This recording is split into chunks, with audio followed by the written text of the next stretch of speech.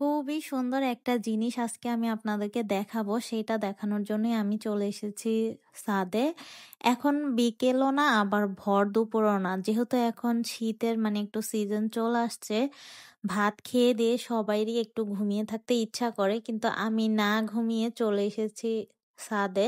দেখেন এখনো কিন্তু বাহিরে অনেক রোদ আছে। আর যেটা আমি আপনাদের সাথে শেয়ার করতে আসছি সেটা হচ্ছে এনাদের পায়রা।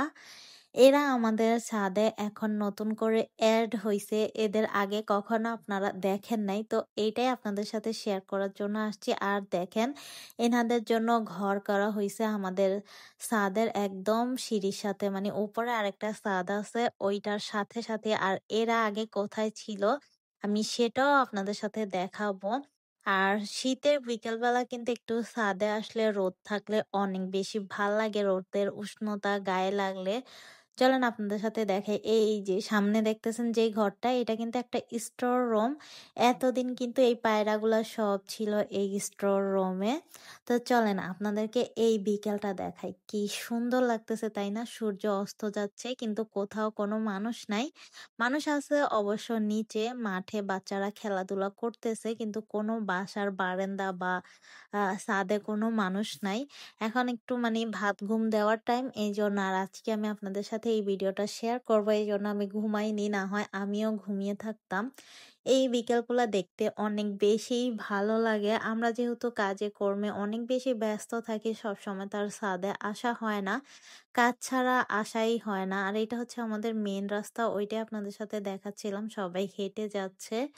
এখানে দেখেন আমার কাছে আজকে একটু সময় ছিল আর ভাবলাম আপনাদের সাথে শেয়ার করি। কিন্তু আমি অনেক বেশি সারপ্রাইজ হয়েছি এই ফুলটা দেখে।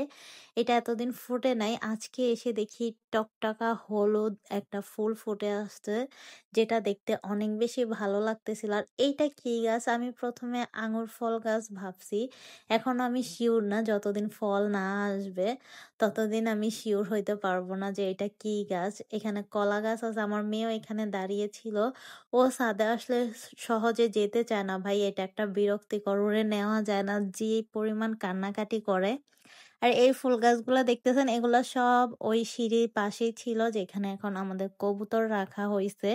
এখানে ওইদিন আপনাদের দেখাইছিলাম যে কলমি গাছের ফুল, কলমি শাকের ফুল হয়ে আছে। এই তো কলমি শাক এমন একটা জিনিস যে ভাই বারবার উঠাইলে আবার বারবার হয়। আর এখানে আরেকটা নতুন বড়ই গাছ অ্যাড হয়েছে, এতদিন বড়ই গাছ ছিল না।